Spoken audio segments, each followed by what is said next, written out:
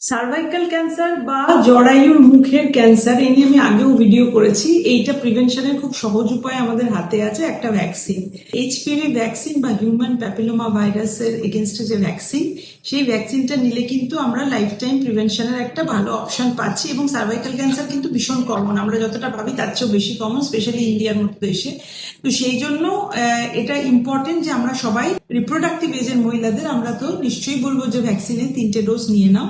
কিন্তু একটা খুব গুড নিউজ সবার জন্য যে ভারত সরকার এটা আমাদের বহুদিনের গাইনোকোলজিস্টদের অনেকবার রিকোয়েস্টের পর এটা এগ্রি করেছে যে ফ্রি অফ কস্ট গভর্নমেন্টের ইনস্টিটিউশনগুলো থেকে 14 বছর এবং তার চেয়ে বা 14 বছর প্লাস যাদের বয়স, সেই সমস্ত গার্লসদের জন্য কিন্তু এই ভ্যাকসিনটা ফ্রিতে পাবে।